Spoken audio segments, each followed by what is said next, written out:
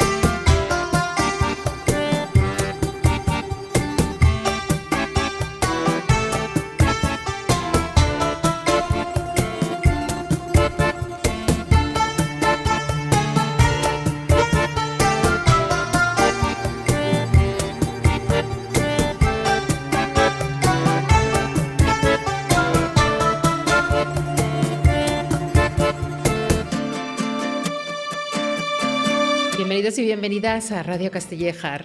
Hoy abrimos nuestros micrófonos con la convicción de que comprender nuestro presente pasa inevitablemente por escuchar con atención a quienes construyen el territorio, cuidan la vida y preservan la memoria. Vamos a comenzar mirando a nuestra tierra. Hoy continuamos con una serie de encuentros dedicados a poner voz a esas personas e instituciones que muchas veces desde la discreción sostienen el desarrollo del Altiplano de Granada. Porque el futuro de una comarca no nace por inercia, se cultiva con trabajo silencioso, con alianzas estratégicas y con proyectos que miran lejos, pero sin olvidar las raíces. Para entender cómo se construye ese mañana, hoy conversamos con Antonio Román Marín, que es gerente del Grupo de Desarrollo Rural del Altiplano de Granada y un firme defensor de que para mejorar nuestro entorno hay que saber adaptarse sin perder el norte. Después daremos un giro hacia algo que nos toca a todos, la salud. Nos visita la doctora Odil Fernández, médica de familia, investigadora y superviviente de cáncer, que acaba de publicar El poder de la suplementación. Con ella hablaremos de medicina integrativa, de cómo escuchar al cuerpo y de cuándo y cuándo no tiene sentido recurrir a los suplementos, siempre desde el equilibrio y el respeto a la medicina convencional. Y como creemos profundamente que los libros salvan vidas, hoy también nos adentramos en la memoria y en la literatura con Antonio Soler. Nos hablará de su libro El Día del Lobo, una novela que bebe de la historia familiar y de uno de los episodios más duros de nuestra historia reciente. Un viaje por la memoria, por el dolor, la supervivencia, pero también por la esperanza. Además, como cada semana, tendremos nuestro rincón más pegado a la tierra y más divertido con expresiones de nuestra tierra e historias de una vida con José Miguel para seguir recogiendo la sabiduría que habita en nuestros pueblos con una sonrisa. Y hoy más que otros días, ya veréis por qué. Así que acomodaos, subid el volumen y acompañadnos. Empieza Radio Castillejar.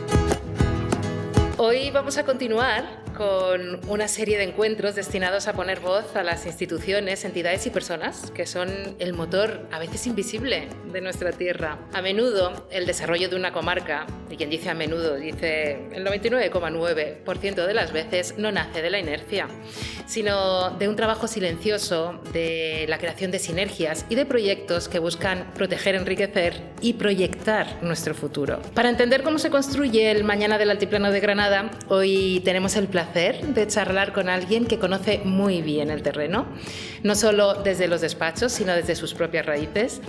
Y además es todo un ejemplo de ese cultivar su jardín tan volteriano que nos gusta tanto. Él es ingeniero técnico industrial de formación, hijo de agricultores y ganaderos y un firme convencido de que para mejorar nuestro entorno hay que ser valientes y saber adaptarse. Lleva casi 3 décadas dedicado al desarrollo rural y desde 2005 timonea el Grupo de Desarrollo Rural GDR del Altiplano de Granada. Con él vamos a descubrir qué hay detrás de esas siglas de GDR, de las siglas también LEADER, y cómo se gestiona la ilusión de un territorio día a día. Bienvenido, Antonio. Antonio Román Marín. Buenas tardes. Hola, buenas tardes, Lorena, y a los oyentes.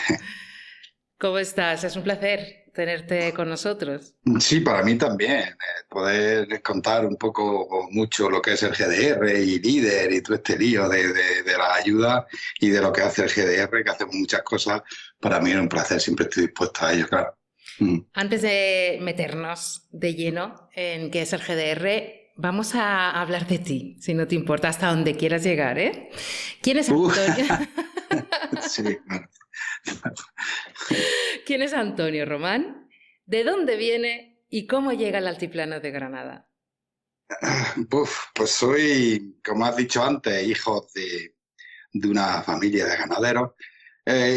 Podría decir de un padre agricultor y ganadero, pero al final es familia, ¿no? Porque toda la familia estamos metidos trabajando, como es la labor del campo, trabajando en el campo. Y soy de la Puebla de Don Fadrique, de un pueblo de aquí del Altiplano.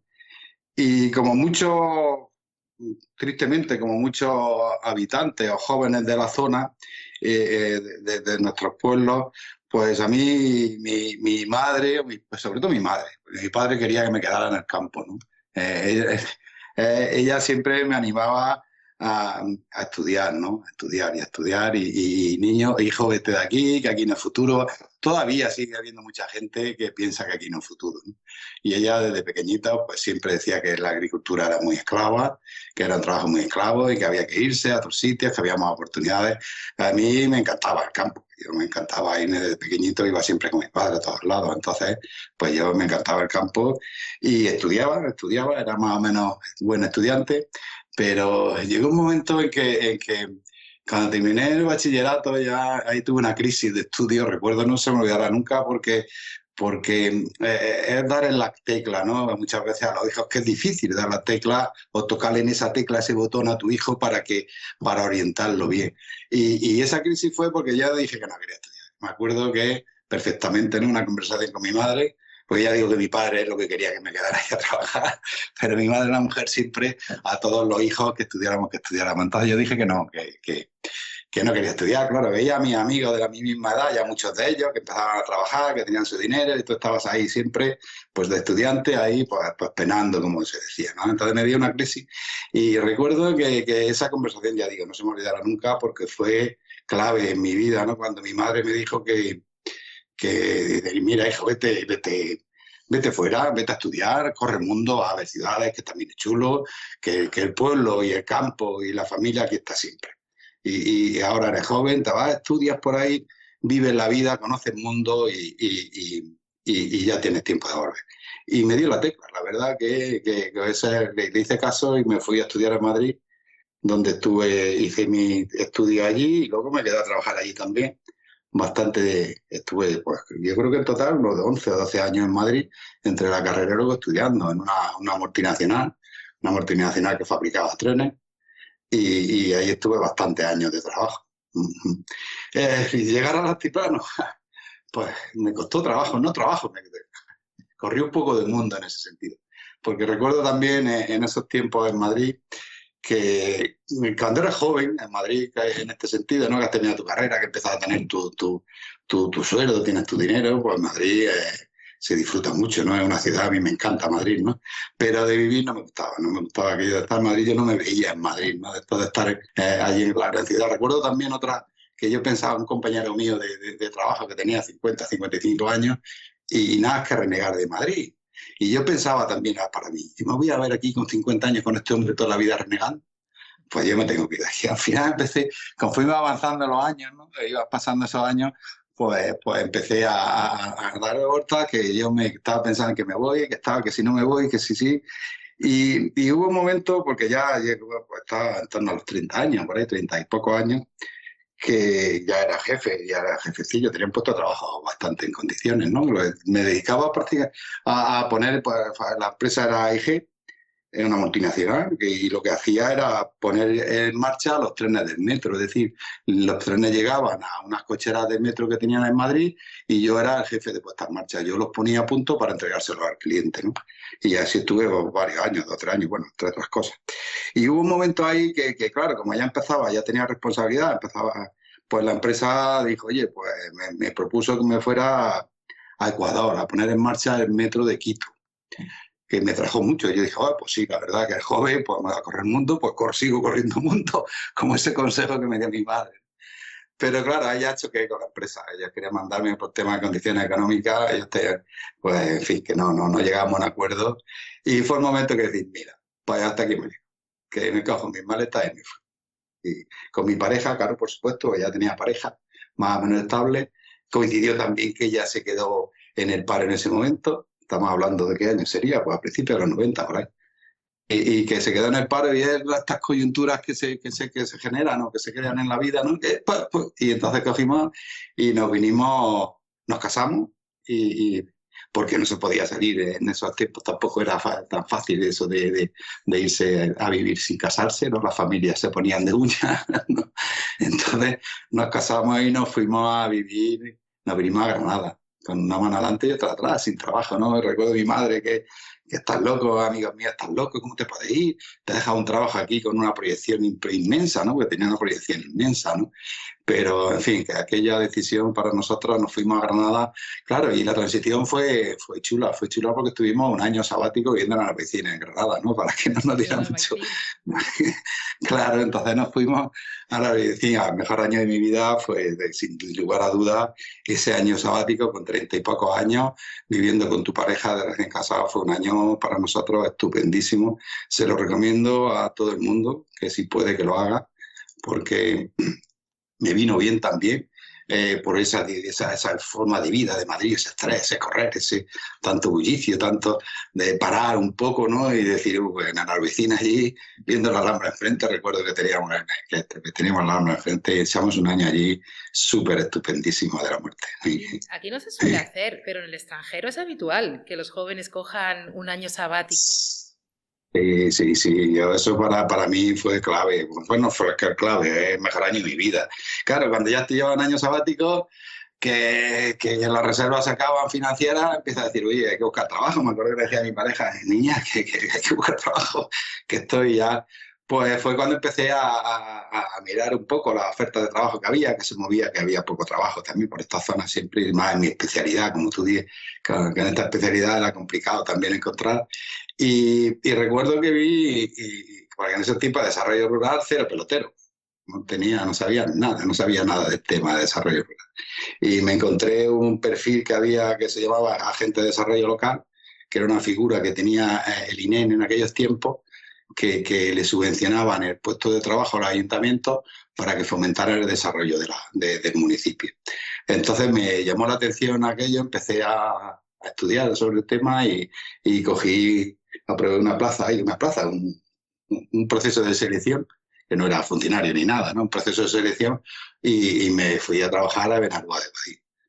Y de allí ya pues, estuve 8 o 10 meses y fue cuando ya conocí al grupo de desarrollo rural de allí de Guadix y ya me ficharon, ¿no? Ya llegaron, claro, yo llegaba de la capital, no tenía ni idea de desarrollo rural, pero tenía otra mentalidad, no sé, en fin, que les caí bien también y entré a trabajar en el grupo, eso fue en el 96 cuando entré en Benalúa, y en el grupo de desarrollo a los 10 meses, pues en el 97, por ahí, media de 97, entré a trabajar en el grupo de desarrollo. Y te digo, pues como me has preguntado cómo tenía que llegar, cómo llegar al altiplano, pues iba dando saltitos poco a poco, ¿no? Eso me dice a mí mi pareja, ¿no? Mi mujer me dice, claro, me has traído aquí, me decía, me has traído aquí poco a poco, hasta traerme a tu pueblo. Siempre me lo ha hecho en cara, que salimos de Madrid, ella de Madrid de toda la vida, nacía allí en Madrid, en fin, entonces ella me echaba, tú poco a poco, ¿no? Entonces, en el año 2005, en Madrid, en Guadí estábamos muy a gusto, la verdad, una ciudad encantadora, un sitio para nosotros estratégico, cerca de la Puebla, cerca de Granada, cerca de la Puebla, un ambiente allí nos gustaba mucho, estábamos muy a gusto. De hecho, nos vinimos porque era la Puebla, básicamente, ¿no? Huáscar, en este caso, me vine a vivir a Huáscar. En 2005 sacaron la plaza de gerente de Grupo de Desarrollo Rural, y ahí vi la oportunidad y dije, pues vámonos a Huáscar. Que ya digo, nos vinimos porque era mi tierra y porque al final también era un punto de ascenso en el trabajo, ¿no? De proyección. Allí estaba el técnico y aquí coge otro puesto de trabajo con más responsabilidad. No, el grupo que tuvo ahí un conflicto gordo, que echaron al gerente en aquel tiempo, y el grupo estaba pues, un poco desangelado, ¿no? Y era un reto también venirse, ¿no? Y a mí la verdad que los retos me gustan en este caso. Más de 20 años en Huesca. Eso que llama de 20 años. Y recuerdo que vinimos aquí porque el proceso de selección lo hicimos, no se me va a olvidar también, porque fue cuando el Papa en 2005, creo que fue, ¿no? Recuerdo porque en el proceso de selección, cuando ya me eligieron, decían ahí, habemos papa, habemos gerente, decían, ¿no? Claro, sí, recuerdo. Y fue pues en mayo de 2005 cuando empecé aquí en la zona. Tu formación, como hemos dicho, es de ingeniero técnico industrial. Una carrera, evidentemente, que está ligada, está asociada a la industria y a la tecnología. ¿Cómo podemos cruzar eso o combinar eso o conjugar eso con el trabajo en una comarca rural? De desarrollo rural, ¿no? Sí, complicado. Le he dado yo muchas vueltas también a esa pregunta. Me he hecho yo esa pregunta muchas veces. Que cómo no estudié algo más acorde a mi vocación. Eso me lo he hecho yo varias. Ya la conclusión que he sacado, después de mucho tiempo de pensarlo, es decir, yo qué leche hacía, si a mí lo que me gustaba esto, ¿qué hacía yo estudiando esa carrera o qué hacía yo en Madrid, ¿no? Y al final la conclusión que he sacado es que hay dos tipos de personas.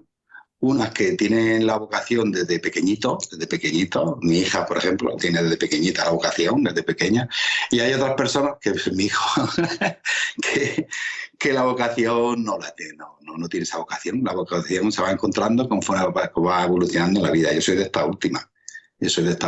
Que no tenía una vocación clara y que fui avanzando en la vida y fui encontrando esa vocación. Aquí la clave en esto es lo que comentábamos un poco antes, ¿no? Que esa vocación se encuentra o se intenta buscar o tiene indicios de que no estás en el sitio correcto cuando tú no estás trabajando en un sitio que estés a gusto. Entonces, date una pensada y siendo joven, como se suele ser, y sin cargas familiares, pues intenta reconducir tu vida, ¿no? Y yo lo que he hecho, pues, ha sido esa, ¿no? Ir evolucionando y encontrando educación poquito a poco, ¿no? Como decía Machado, se hace caminar al andar, ¿no? Caminante se hace caminar al andar.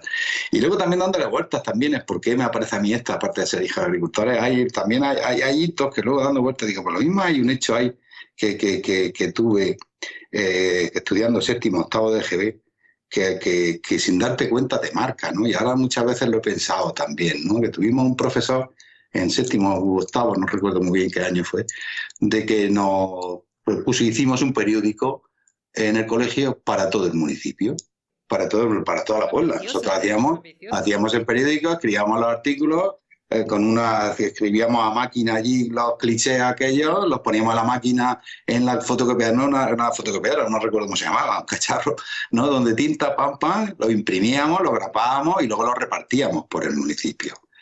Y yo creo que aquello nos marcó, a mí me marcó, yo creo que me marcó, porque yo en aquel era el encargado, el redactor o el director de la sección de Agricultura y Ganadería. Entonces hacíamos ahí artículos de diferentes de temas agrarios y agricultura. Recuerdo, no se me olvidará que son cosas que claro, que te marcan y por eso no se te olvidan, ¿no?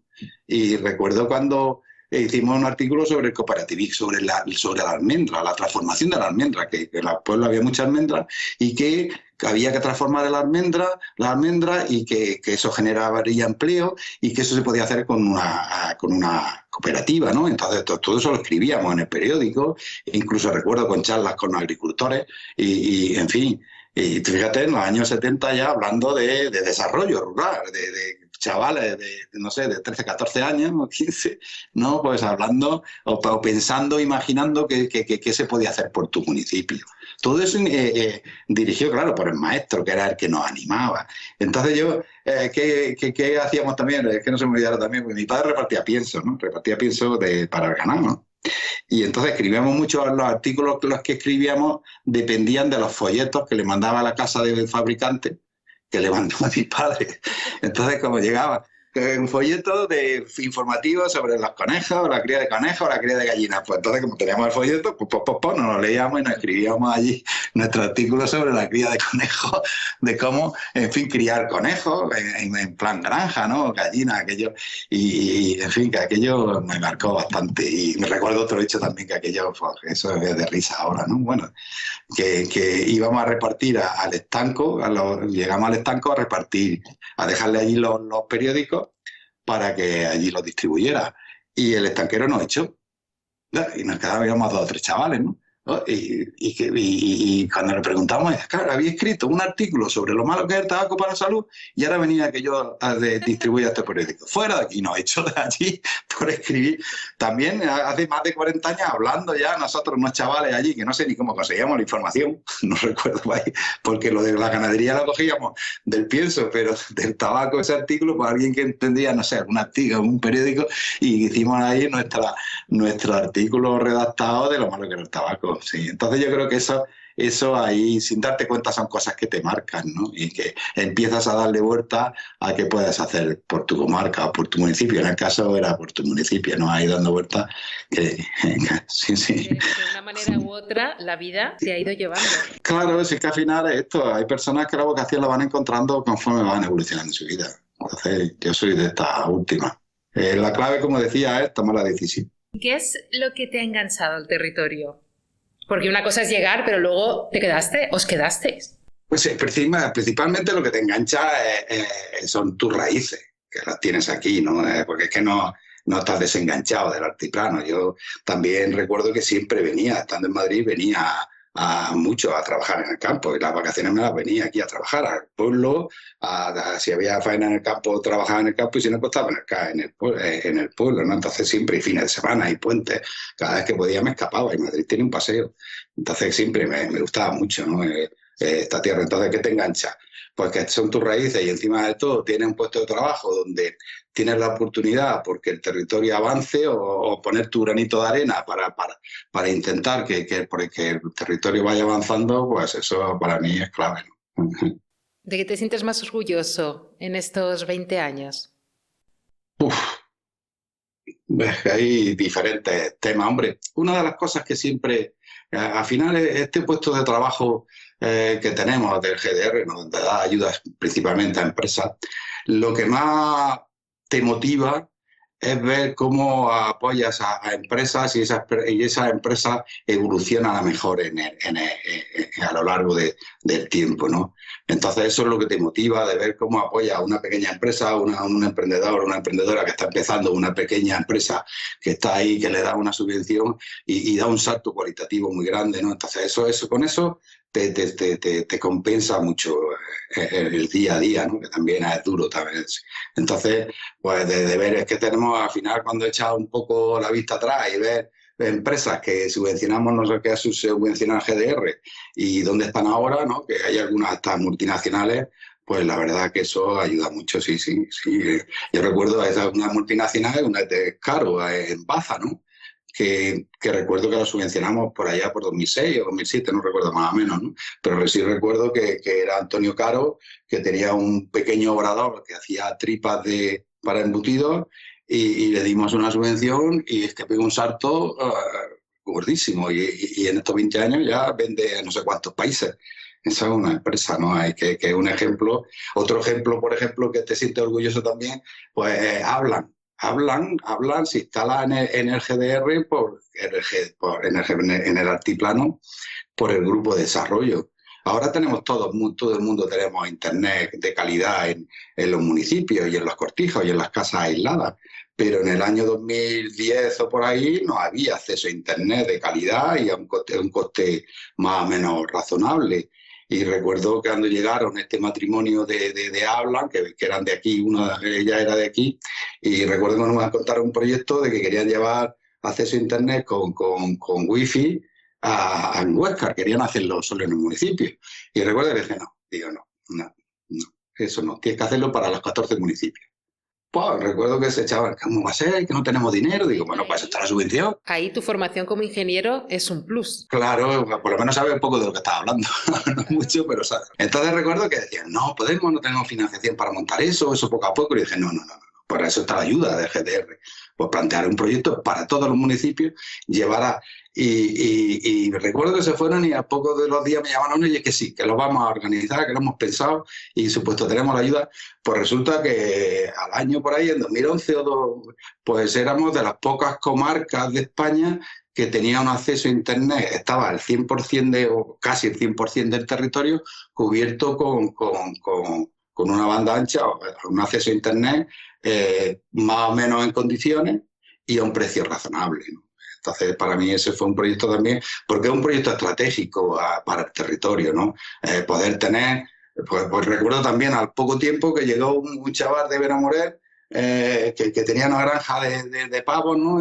Y tenía problemas pues que quería conectarse, ¿no? Que quería una subvención para pues, tener acceso desde su casa al control de la granja, ¿no? Y me planteaba ahí que si por satélite, y dije, no, hombre, ya me hablan que por 40 euros te lo ponen, ¿no? Esos son proyectos estratégicos, ¿no? Para una zona que facilita mucho, ¿no?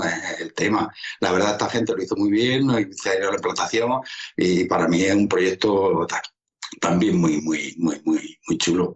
Y de Castillejar también tenemos ejemplos claros, ¿no? Empresas ahí, tienes pues Viartesa, una empresa que la apoyó el Grupo de Desarrollo también hace 8 o 10 años y mira, tiene, no sé, 20, 25 trabajadores ahora, ¿no? O Tubocas, que empezó en Castillejar también, una subvención, o sea, le dimos un par de subvenciones, al principio son empresas, Viartesa que se instalan, le ayudan, ¿no? A esa instalación y empiezan a funcionar. Tubocas igual, le decimos, y mírala ahora, ¿no? Ya tienen también 20, 25 trabajadores. En fin, eso es muy gratificante, eso es lo que te da el ánimo para seguir cuando te frustras con otras cosas que no salen. Sí. Y bueno, y el Geoparque, por supuesto, ¿no? Porque el Geoparque ha sido la consecuencia o el resultado del trabajo de 20 años o de 30 años de los grupos de desarrollo de Guadix del Altiplano. Por eso aparece el Geoparque, no aparece por amor al arte, porque la UNESCO se fija aquí en esta zona, ¿no? Aparece porque desde que empezamos los grupos de desarrollo, empezamos con la dinámica, con una estrategia de puesta en valor del patrimonio. Como tenemos tantísimo patrimonio en esta zona, en el norte de Granada, pues los dos grupos empezamos a trabajar con la puesta en valor del patrimonio. Y eso al cabo del tiempo pues genera que tienes un territorio donde el patrimonio empieza a ser un factor que ayuda al desarrollo socioeconómico y es por lo que la UNESCO dice, oye, pues tienen un patrimonio excelente y tienen una organización también que llevan 3 años trabajando, pues le damos en la calificación de Geoparque Mundial de la UNESCO. Eso fue también porque son procesos, porque al final es el resultado de muchos años de trabajo, ¿no? ¿Habíais previsto inicialmente hasta dónde iba a llegar el Geoparque? No, pues sí, hombre, nosotros el Geoparque, la figura del Geoparque es una figura que nace que se crea a principios del año, sobre el año 2000, a principios de este siglo, con un proyecto de cooperación de 4 grupos de desarrollo de Europa, de España, de Grecia, Alemania y Francia. Y montaron este proyecto, ¿no? de que la geología fuera también un motor de desarrollo, que a la UNESCO le gustó muchísimo y lo incluyó dentro de sus programas, pero sin darle el calificativo de Geoparque Mundial. Ahí empezó ahí, ¿no? Entonces nosotros en 2006-2007 ya empezamos de los 2 grupos de desarrollo a decir, queremos también ser geoparque, ¿no? Cuando empezó aquí también en España, ya en Andalucía se crearon 2 y ahí empezamos a trabajar. Y ahí pues intentando organizar para crear ese geoparque. Y fue un momento clave en 2015 cuando la figura de geoparque lo incluye ya la UNESCO dentro de su programa de ciencia de la Tierra directamente, cuando dijimos, esta es nuestra oportunidad. Y fue cuando tocamos a la Diputación que nos echaron a mano a montar todo esto, claro. Entonces eso es otro momento, no un momento, eso cuando te califican. Bueno, ahí tengo un momento clave, que yo lloré, como yo digo, que me emocioné muchísimo en Castril, porque cuando empezamos con el geoparque, pues hacíamos, pues en todo el municipio, damos charlas y damos de lo que era el geoparque, ¿no? Y en Castril recuerdo, no se me olvidará nunca, eso fue un momento también para mí súper emocionante, ¿no? Cuando el teatro de Castril lleno de gente, yo di mi charla con mi PowerPoint, ¿no? Y mis fotos y lo que era el geoparque y bla, bla, bla, bla, me pegué mi hora ahí hablando. Y cuando termino, pues la gente se levantó aplaudiendo, como en una obra de teatro, todo el mundo, guau, pero así, vamos, dándome casi ovaciones, ¿no? Ovacionando. Y yo cuando vi esa reacción de la gente me quedé súper, súper, súper emocionado, ¿no? Y me bajé del escenario y todo el mundo estaba felicitándonos, que es un proyecto genial, aquello fue una cosa así. Yo me quedé un poco sorprendido de esa reacción, porque normalmente da la charla, la gente te puede aplaudir, pero con ese fervor o con ese ánimo, eso. Hay que decir que Castril es un pueblo que ama mucho su tierra. Yo no digo que los otros pueblos no la amen, pero tiene la capacidad de demostrarlo. Son más reivindicativos, quizá. Sí. Yo creo que viene también eso, esa defensa que tienen los castreños por su municipio. Yo creo que es porque tienen unos recursos naturales importantes, ¿no? Con todo lo que es el río, ¿no? Y que desde hace 200 o 300 años, varios siglos, siempre ha habido proyectos de llevarse el agua de Castril. Entonces eso es lo que te genera más arraigo y más poder para defender. En otros municipios somos más tranquilos en ese caso, ¿no? Y yo creo que es una opinión mía, que quizás sea por eso, por lo que los castreños son tan defensores de su municipio. Todos lo somos, ¿no? Pero los castreños tienen un punto más.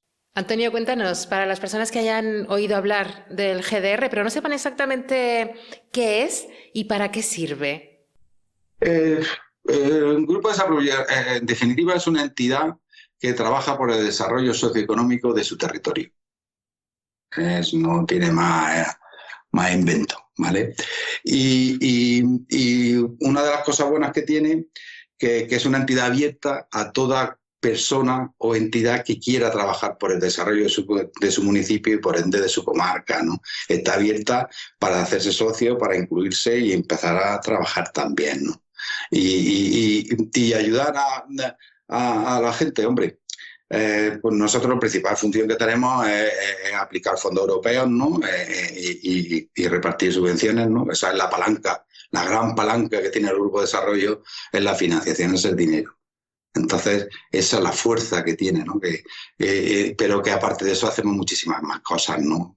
Como esto del geoparque, como estos ejemplos que hemos contado, y mucha labor de intermediación, como al final lleva mucho tiempo trabajando, viene mucha gente, pues te viene, pues como el ejemplo ese que he contado del chaval de Benamonel, que te viene contándote y te dice, mira, no, haga esto, vete al otro lado porque es más fácil, para que te va a complicar la vida.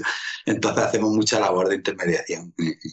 Sí. Entre las ayudas, la metodología más importante es la LEADER o LEADER, tal y como se escribe. No es que sea más importante. Hombre, te puedo contar qué es esto de LEADER, ¿no? Y cómo surge, ¿no? Esto es un programa de la Unión Europea, de la Comisión. Voy a retrotraerme, ¿no? Empezar desde el inicio un poco. Y ¿qué ocurre? La Comisión Europea normalmente se reservan fondos, ellos reparten fondos, ¿no? A los Estados miembros, y los Estados miembros de la Unión Europea, pues aplican las diferentes políticas. Pero ellos, la Comisión Europea, tradicionalmente se reservan una serie de fondos, ¿no?, de FEADER o de Fondo Social Europeo o de fondos o de FEDER, y para aplicarlo ellos directamente, desde la propia Comisión. ¿Y qué hace? Pues a principios de los 90 pues tenían unos programas que se llamaba la Comisión Europea, las iniciativas comunitarias, que en definitiva eran programas para experimentar con diferentes políticas públicas. Eran programas experimentales de la Comisión, de tal forma que ellos aplicaban esos programas experimentales, veían cómo funcionaban y de lo bueno o lo malo luego recogían para aplicarlo en las grandes políticas de todos los Estados miembros. Entonces, ahí aparece a principios de los 90, en el 91, en la iniciativa comunitaria LEADER, ¿no? Aparece esa, como ya digo, que es experimental y es una política para el desarrollo rural. Para las zonas rurales. Ellos dicen, oye, vamos a hacer una política experimental para las zonas rurales. Recuerdo que en aquellos tiempos pues, había varias comunidades, había muchas iniciativas. Pues esta era en concreto y lo que hicieron fue coger un programa que tenía a Francia en aquellos tiempos, que LEADER es el acrónimo francés de algo así como vínculos entre acciones de desarrollo de la economía rural. Es decir, vínculo, la palabra vínculo, entre acciones de desarrollo. Es un programa que tenía Francia en aquellos tiempos, que los franceses en todo el tema de la agricultura y desarrollo rural siempre han ido por delante, ¿no? Y cogieron ese programa, pero creo que quiero resaltar la palabra vínculo entre acciones de desarrollo de una zona, porque es clave, ¿no? Entonces, ellos cogen la Comisión Europea coge ese programa y monta la iniciativa LEADER, lo adapta con la particularidad que tiene, que es que pone una serie de condiciones y en definitiva, ¿qué hace? Pues hace como una especie de llamamiento, zonas rurales desde Europa, hagan ustedes una estrategia de desarrollo rural para su territorio y nosotros le damos los fondos para que la apliquen. Eso es lo que se llama en política de abajo arriba, ¿no? Porque al final son la gente de los municipios. El objetivo era claro, ¿no? Las grandes políticas sectoriales pues se diseñan a nivel de Europa o a nivel de un país y hay muchas zonas donde no llegan porque tienen unas características minoritarias, ¿no? Entonces no llegan. Entonces, en esta política el objetivo que era, pues vamos a experimentar para que las zonas rurales que conocen su territorio, ellos hagan su estrategia de desarrollo, ¿ven? Y nosotros les damos los fondos para aplicarla. Eso fue la iniciativa comunitaria que empezó, el LEADER 1, la iniciativa LEADER que empezó en el 91. En aquellos tiempos en Andalucía solo fue la Alpujarra, creo, no sé si hubo alguno más, creo que solo fue la Alpujarra. En fin, que vieron que funcionó bastante bien y hicieron LEADER 2. Y luego hicieron LEADER Plus, que normalmente, tú fíjate, que la Comisión Europea hacía una iniciativa, pero como era experimental, no continuaba. Ellos se recogían los datos que les interesaban y no continuaban. Pues aquí hicieron hasta 3, LEADER 2 y LEADER Plus. Y ya fue en 2009 cuando ya dijeron, bueno, esto ya no hacemos más en este tema, lo que hacemos es aplicamos esta metodología a los programas de desarrollo rural de cada Estado miembro o comunidad autónoma en este caso. Y ya nosotros, por ejemplo, pues trabajamos o estamos dentro del programa de desarrollo rural de Andalucía, somos una medida de él, que es LEADER, ¿vale? Claro, ahí también pusieron diferentes condicionantes en este caso, ¿no? Cuando pone que tuviera que tener la cooperación de trabajo en red era obligatoria, la cooperación era entre grupos, que eso es una del valor añadido del LEADER, estar obligado a cooperar con otros territorios. Exactamente. Que lo diseñó lo hizo bien en ese sentido, porque eso enriquece mucho, ¿no? Cuando es complicado cooperar con un francés o con un italiano o con un alemán, pero en fin, que eso es una de las grandes características del LEADER, la cooperación. Una es esa estrategia, ese de abajo arriba, y la otra el tema de cooperación. Horizontal. Tú fíjate si era experimental, que por ejemplo aquí en el altiplano, que empezó en el altiplano, empezó en 1926, aquí se concurrió en 1996 a la iniciativa, ¿no? Cuando la prueba. Y fíjate si era experimental, que era una sociedad anónima. La forma jurídica era una sociedad anónima. En Guadix, que yo estaba, era una sociedad limitada. En otro, cada territorio se organizó y montó pues una forma jurídica pues como estimó oportuno, ¿no? Claro, ya llegó el Líder Plus, por ejemplo, y ya dijeron, no, ya hemos visto que la mejor figura es una asociación sin ánimo de lucro. Porque es que yo recuerdo en aquellos tiempos que Hacienda decía, pero vamos a ver, con Hacienda, ¿no? Que Hacienda, con Hacienda, cuando hablabas con ellos para algún tema de impuestos y no entendían que una sociedad anónima o una sociedad limitada no tuviera ánimo de lucro. Decía, pero esto que me estás contando, ¿está loco? No, pero claro, porque no era la forma jurídica. Y aquello ya se cambió y a partir del año 2000, que fue el Líder Plus, ya fue cuando ya obligó a la forma jurídica ya. Porque fíjate si era experimental, que hasta dejaban abierto en la forma jurídica, que cada uno era consorcios, fundaciones, había de todo en aquellos tiempos. Bueno, al final era un experimento, ¿no? Tenían que dejar que evolucionase, a ver hasta dónde podía llegar o cuál era el mejor método para desarrollarlo. Claro, es que al final ahí tú pruebas, haces la prueba y vas viendo cómo funciona mejor, ¿no? Claro, en este caso. Había otro condicionante, por ejemplo, para conseguir esa iniciativa de que tenía que haber entidades públicas y privadas. Esto no era solo público, no era en esas comarcas, no valía solo con los ayuntamientos, tenía que ser público y privado. Claro, eso que originó en el año 96, porque empezaron a crearse los vínculos. Acuérdate de vínculo de líder, empezaron a crearse asociaciones solo para conseguir el programa. Y entonces aparecen las asociaciones de empresarios, hasta mancomunidades, empiezan a aparecer un montón porque algunas en aquellos tiempos hasta se creaban el proceso para conseguir el programa. Luego empezar a funcionar, ¿no?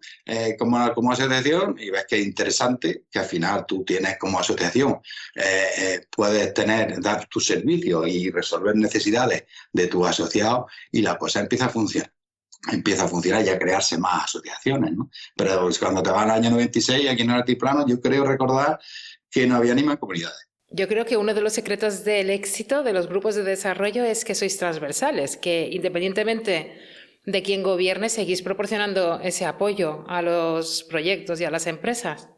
Hombre, con cierto matiz, no depende de es un cierto matiz porque para que las comunidades autónomas o los Estados miembros, la Unión Europea le dé el FEADE, la ayuda del Programa de Desarrollo Rural, es obligatorio que el 5% de los fondos sea LIDE. Hoy por hoy es obligatorio dentro de ejecutar LIDE.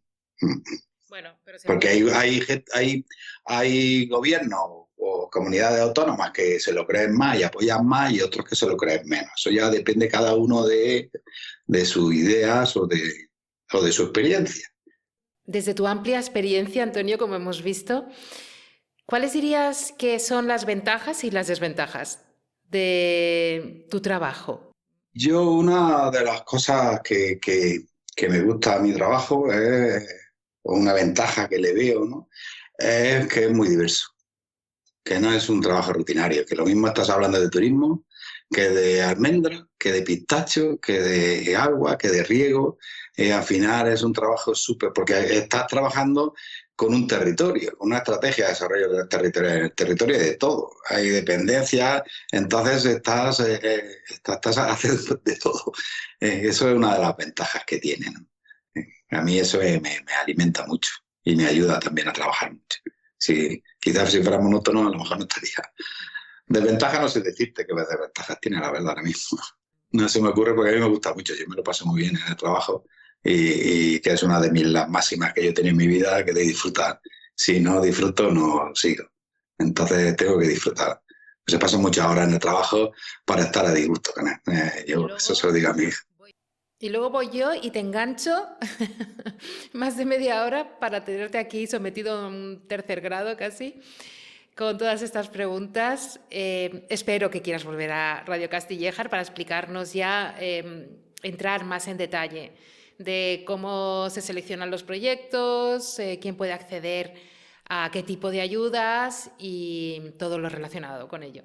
Sí, yo creo que es interesante porque próximamente, en las próximas semanas, se va a abrir la convocatoria de la ayuda del nuevo programa de desarrollo, de la nueva estrategia, ¿no? Hasta 2029. Y puede ser interesante, ¿no? Contar un poco cómo va, cómo se ha hecho esa estrategia y contar un poco los intríngulis de GDR. Se nos ha quedado un poco ahí en el tintero por esa forma jurídica de asociación sin ánimo de lucro, que somos una asociación que funciona como tal, ¿no? Que tiene su asamblea, su junta directiva y su equipo técnico, ¿no? Pero funcionamos en este sentido, por ejemplo, por consenso. Los acuerdos se toman por consenso. Hay muy pocas veces que se vota, no se vota nunca. Siempre es por unanimidad. He visto que en vuestra junta directiva, si no me equivoco, participan, por ejemplo, asociaciones como la Asociación de Empresarios de Huéscar y hay otras más también, otras entidades, asociaciones. Claro. Tenemos todos los ayuntamientos, las mancomunidades, asociaciones empresariales, de turismo, de asociaciones culturales, medioambientales, en fin, de mujeres, de jóvenes, empresas, sindicatos, alguna organización agraria, alguna entidad financiera. Pues como yo decía al principio, toda la entidad que quiere poner su granito de arena para el desarrollo de su territorio. Entonces está abierto. Tenemos la junta directiva, por ejemplo, que es diversa como la tenemos hecha. La elección de junta directiva se hace por secciones, de tal forma que en ese órgano de gobierno, que es el principal, ¿no?, de la junta directiva, pues estén las voces de todos estos perfiles que hemos comentado, estos colectivos, ¿no? ¿Para qué? Porque si hay algún debate, pues siempre hay algún experto o experta en el tema, ¿no? En ese tema es más fácil de tomar las decisiones. Y esas decisiones, como decía antes, que para mí es muy importante también, no votamos. Solo votamos cuando se elige el presidente. Ahí ponemos la urna. Pero después todos los acuerdos son por consenso. Y si un acuerdo no hay consenso porque hay gente que discrepa, pues se aplaza si se puede, y si no, pues se intenta convencer con argumentos, ¿no? Entonces, eso también es clave. No hay imponer mayoría. Hay que trabajar, estamos trabajando con un territorio. No hay que imponer mayoría, hay que intentar buscar el consenso y que todo el mundo esté a gusto con las decisiones, se sienta a gusto, claro. Antonio, qué gran palabra hoy en día, la palabra consenso. Claro, sí. Y también decir que pues en la Junta Directiva están representados todos los partidos políticos que tienen cargos en los ayuntamientos. Para eso, para que estamos, que esto no es cuestión de... Entonces estamos trabajando por el territorio. ¿Lo haremos mejor o peor? Podremos equivocar, pero por lo menos que no haya intereses partidistas o intereses particulares. Eso intentamos que no surjan, claro. Pues Antonio, ha sido un verdadero placer que nos hayas visitado en Radio Castillejar. Nos has contado muchas cositas interesantes y esperamos que nos sigas visitando para seguir ampliando la información de todo lo que hacéis en el GDR. Gracias también por tu generosidad, porque nos has concedido más tiempo del que habíamos acordado en un principio, así que muchísimas gracias. Pues lo dicho, espero que nos sigas visitando y que nos cuentes todos los intríngulis, pero también los cotilleítos y esas cosas que también nos gustan de vez en cuando. Y te dejo ahora el micrófono abierto por si quieres decir pues lo que quieras añadir o lo que quieras comentar. No, hombre, yo primero darte las gracias por darme la oportunidad de contarte algo de mí y del GDR. Y, hombre, decir a los oyentes que todo aquel que tenga alguna necesidad para su empresa o para su actividad, que se ponga en contacto con nosotros, que nos llamen, ¿no? Que pongan en nuestra página web www.altiplanogranada.org. En fin, lo meten en Google GDR Altiplano y seguro que salía de los primeros, y que nos llamen y que consulten, que estamos para ayudarles, ¿vale? Y a orientarles como si pueden tener posibilidad de ayuda, ¿no? Eso es lo claro. Y emplazarte que cuando quieras, pues seguimos charlando en este sentido, que me ha encantado.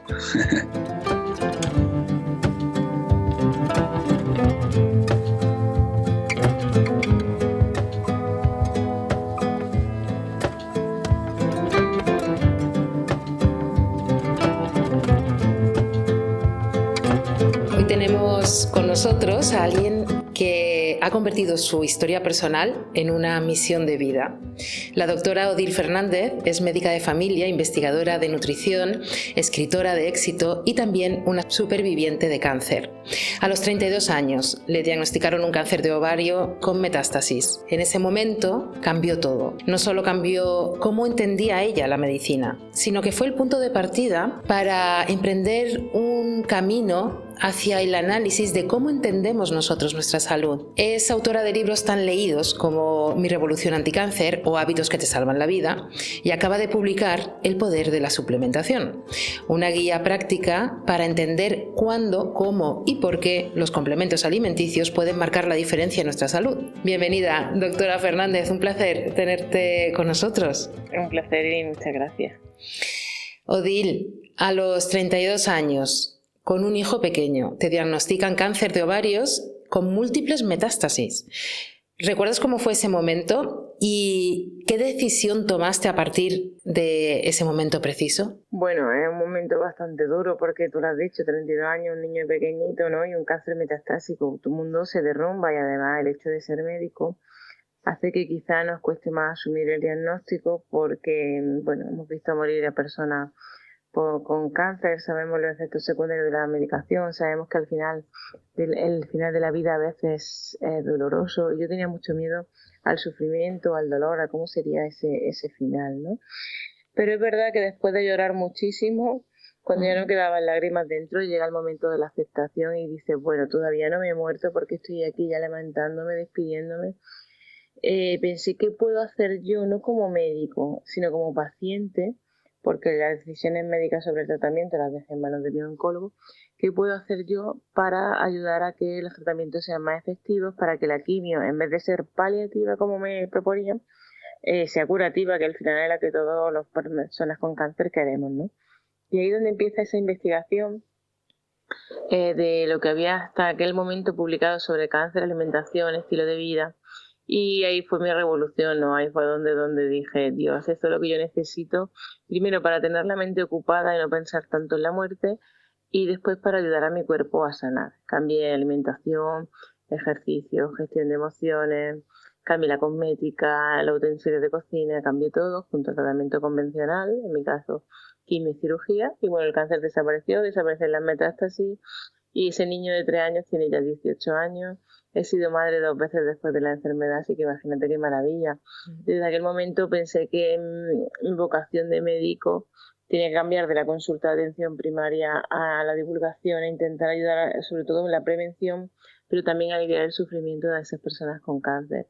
Y de ahí pues viene esa labor divulgativa, todos los libros, y ahora este nuevo sobre la suplementación, que también puede ser una herramienta terapéutica súper potente para tanto prevenir, para mejorar nuestros síntomas, aunque estemos sanos, nuestros niveles de energía, de vitalidad, de descansar mejor, y si tenemos cáncer, ayudar a que los tratamientos pues tengan menos efectos secundarios y sean más efectivos.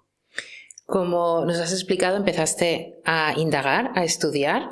Estudiaste nutrición integrativa, psiconeuroinmunología, microbiota, todos esos campos. En ese momento, hace más de 10 años, no estaban prácticamente desarrollados. ¿Cuál es la situación actual?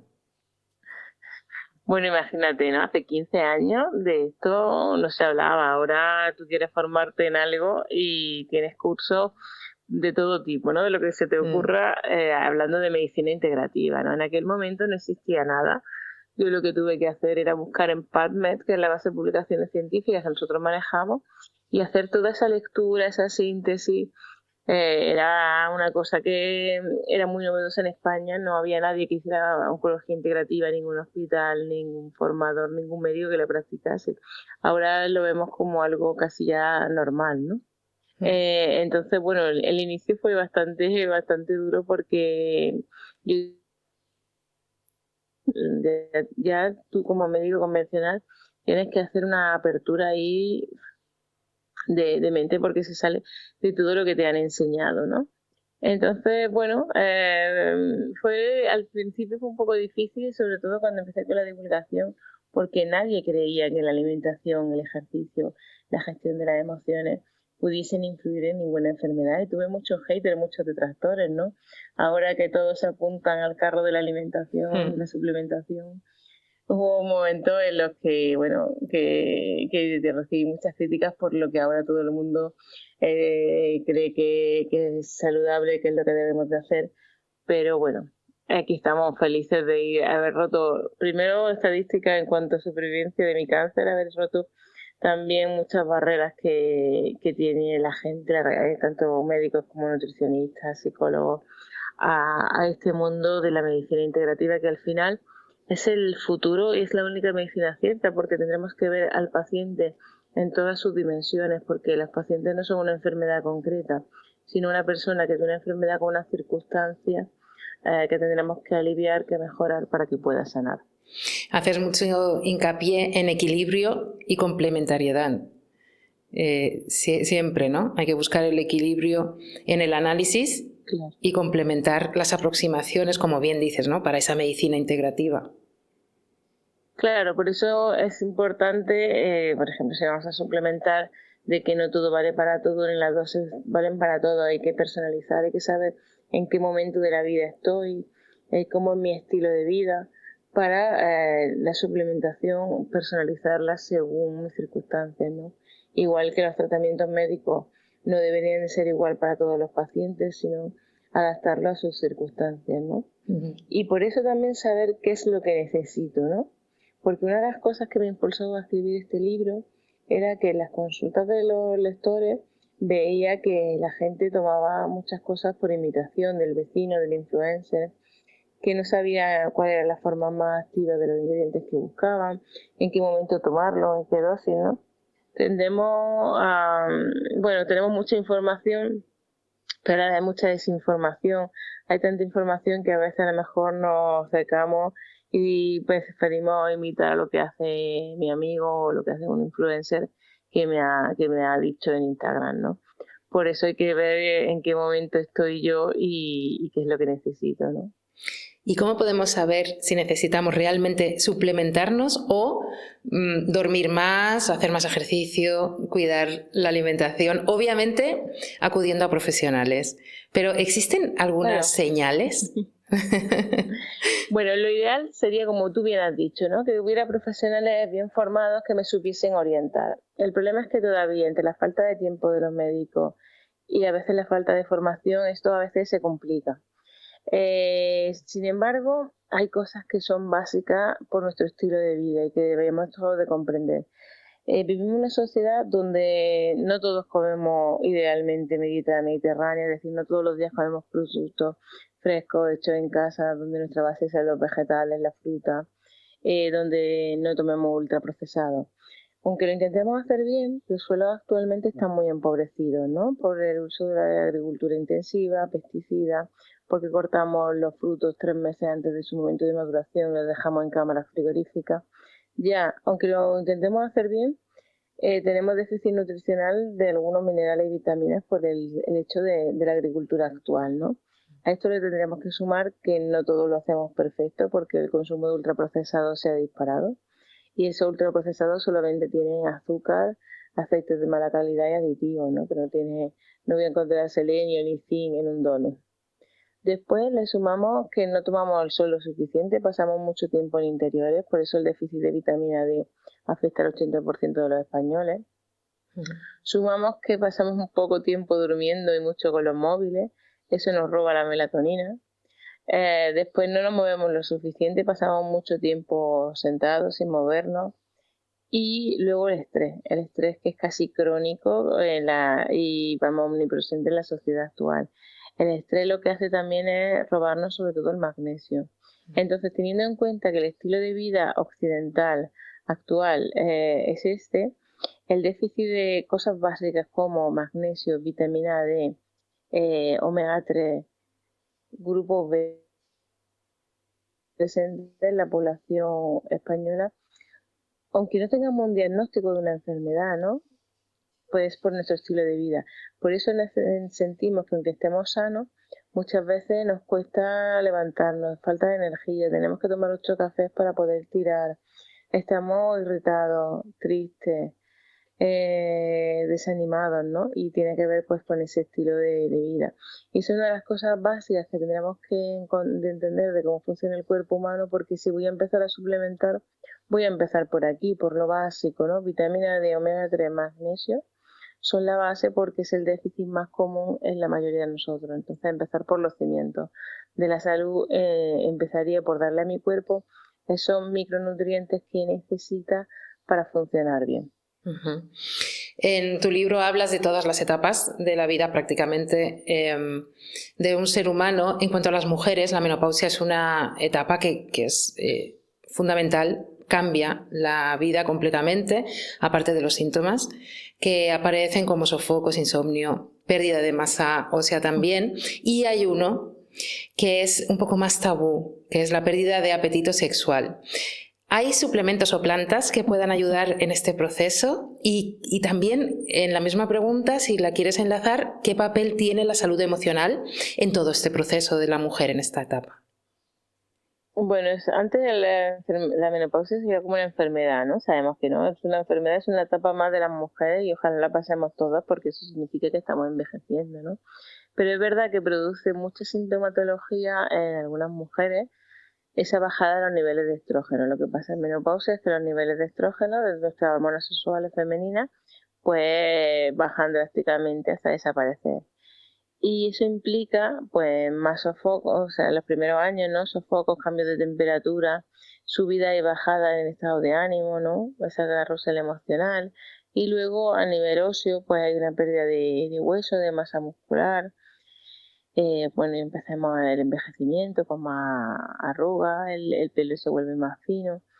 ¿Qué podemos hacer en esa etapa? Bueno, siempre la base, estilo de vida saludable, ¿no? Ejercicio físico, tomar el sol, intentar comer bien. Pero aquí la suplementación, quizás en estos primeros años de menopausia, los años entre los 2-3 años previos a entrar en menopausia y los 5 posteriores, la suplementación puede ser de mucho beneficio. Tenemos plantas como la cimicífuga, que a dosis de 40 miligramos alivian el sofoco, alivian esos cambios de temperatura. Tenemos plantas como el azafrán, que regulan el estado de ánimo, que ya los egipcios lo utilizaban como antidepresivo en esta etapa de menopausia. Tenemos el espino blanco, que es una planta que nos calma, pero además protege el corazón de las mujeres menopáusicas. Después, vitamina D, como hablábamos antes, el hueso es que empezamos a perder hueso, más riesgo de osteoporosis, entonces la suplementación con vitamina D debería estar siempre. Omega 3 y omega 7 que van a hacer que son antiinflamatorios, protegen nuestras mucosas. Como hablaba, una de las cosas que pasa es la disminución de la libido, pero omega 7 ayuda a que la mucosa esté más hidratada, entonces que las relaciones sexuales sean menos dolorosas en esta etapa. Y luego para mejorar la libido también tenemos, por ejemplo, la maca, ¿no? Que es una planta que nos podría ayudar. Y como tú bien decías, pues la salud mental es una de las cosas que más quizás se afecte en menopausia. No nos reconocemos, no nos entendemos, nuestro cuerpo cambia, nuestra forma de ver la vida cambia y por eso todo lo que nos ayude a calmar la mente es bienvenido. El azafrán, como antes te decía, pero también el magnesio aquí calma mucho a la mujer menopáusica. Entonces no verlo como una enfermedad, pero sí que puede ser una etapa en la que necesitemos esa ayuda con la suplementación para aliviar los síntomas. Y yo quizá donde veo que la gente se nota más beneficio en la suplementación es en esta etapa. En tus libros hay muchísima información, incluyes una lista que imagino que no es completa de todas las fuentes consultadas y que has mencionado a lo largo de la publicación. Hay un dato muy, muy sorprendente, al menos para mí, y es que el mayor porcentaje, con una gran diferencia, de la producción de serotonina, la hormona de la felicidad, se produce en el intestino, no en el cerebro. Sí, esto es un tema, un capítulo entero del libro, en el que intento que seamos conscientes de lo que manda la orden a mi cerebro. Hay una conexión entre el intestino y el cerebro a través del nervio vago y a día de hoy consideramos que el intestino es el segundo cerebro. A nivel intestinal se produce la serotonina, como tú bien has dicho, la molécula de la felicidad, ¿no? es porque las bacterias que están a nivel digestivo producen esta molécula también regulan el sistema inmunitario y ayudan en la absorción de los nutrientes. Entonces, según el tipo de bacterias que yo tenga a nivel intestinal, voy a estar más contento, voy a resfriarme menos, por ejemplo, y voy a absorber mejor los pocos nutrientes que tienen los alimentos actuales. Por eso, cuidar las bacterias a nivel intestinal es muy importante. Es lo que ya hablamos de la microbiota. ¿Cómo cuido la microbiota? Bueno, esto empieza desde el momento en el que nazco. Las personas que nacen por vía vaginal tienen una microbiota más variada, más saludable que aquellas que nacen por cesárea. O los niños que reciben lactancia materna tienen mejor microbiota que los que toman biberones. Después, si me han permitido de pequeño ensuciarme, tocar, meterme la mano en la boca, no he vivido un niño como que se le ha limpiado mucho, que no se le ha dejado tocar, ¿no? Eso es importante también para una buena microbiota. El tener mascotas también mejora la microbiota. Y luego ya cuando somos mayores, influye mucho lo que comamos.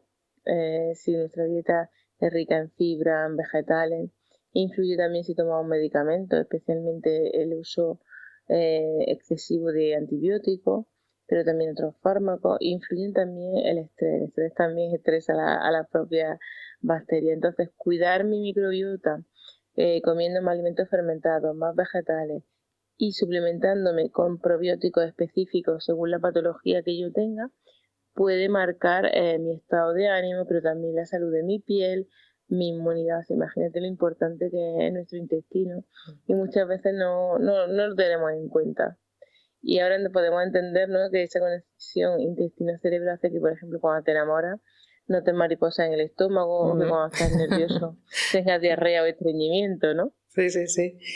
Al final del libro dejas muy claro, bueno, en todos tus libros es algo que aparece, que ninguna cápsula puede llegar a sustituir los buenos hábitos de vida, el sueño, el movimiento y las emociones bien gestionadas. Si tuvieras que dar un mensaje principal para que se lleve a alguien a casa con respecto a lo que es el poder de la suplementación, ¿cuál sería este mensaje? Bueno, a ver, no sé, bueno, quizá que una suplementación inteligente, bien pautada, ¿no?, donde más no es mejor, puede marcar la diferencia.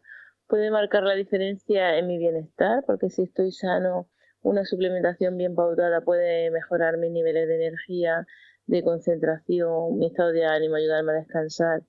Y que si tengo una patología, ya sea un cáncer, sobre todo porque al final es lo que yo más he estudiado, una buena suplementación puede mejorar calidad de vida, disminuir efectos secundarios e incluso mejorar supervivencia. Pero una suplementación mal pautada en esta etapa, como puede ser un proceso oncológico, podría interaccionar con la medicación convencional, digamos. Por eso el buscar información veraz, científica, contrastada, porque no todo vale para todos, ¿no? Creo que ese es un poco el mensaje final. Y ahora ya para acabar esta entrevista me gustaría, dado que tú has pasado por esa experiencia y que muchos oyentes pueden estar pasando por una enfermedad grave o tener a alguien cerca que lo esté pasando, ¿qué consejo le podrías dar para a alguien que hoy mismo pueda haber recibido una noticia que le esté asustando con respecto a su salud y que no sepa por dónde empezar? Bueno, lo primero es calma, que muchas veces nos perdemos un poco el rumbo cuando nos diagnostican una enfermedad. A mí me pasó, como he dicho, y quizá tenemos que aprender a ver las cosas con más calma. Y luego, bueno, hacernos pacientes activos, empoderarnos. Creo que la información es poder, entonces buscar información veraz, contrastada y ser parte activa de tu proceso, porque simplemente si estamos pasando por un proceso por una enfermedad crónica, no dejar todo en manos de terceros, no sea de tu médico, de tu cirujano, de tu terapeuta, sino que nos impliquemos en la enfermedad, en cómo puedo ayudar a mi cuerpo a sanar en vez de estar pensando tanto en la propia enfermedad. Y luego es que los hábitos, como tú bien has dicho antes, ¿no?, es que son tan potentes que me van a mejorar cualquier enfermedad. Si yo como bien, hago ejercicio, tomo el sol, duermo y me suplemento, puedo aportar mucho a ese proceso. Así que el mensaje sería siempre información y esperanza. Pues nos quedamos con esas palabras. Muchísimas gracias por hacernos más libres, porque la libertad también se halla en un cuerpo sano y en forma o en proceso de sanación, gracias al conocimiento, a la información contrastada, como bien nos has estado comentando. Muchísimas gracias por haber estado con nosotros, Odil. Muchas gracias, buen día y salud para todos.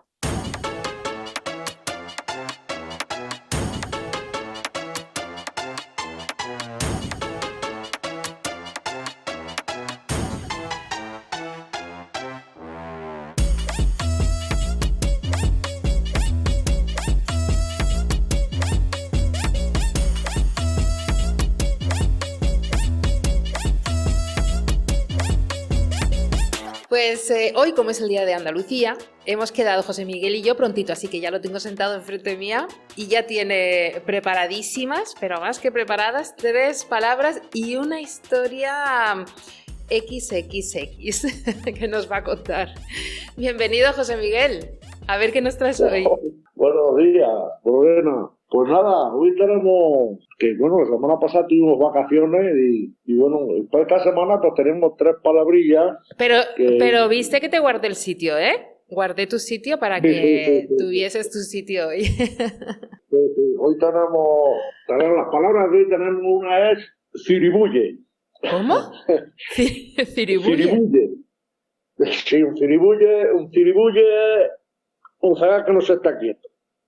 ¿Ah? Y si cuidado, la expresión sería cuidado con el ciribulle de este zagal que no se está quieto. O este zagal es un ciribulle que no para.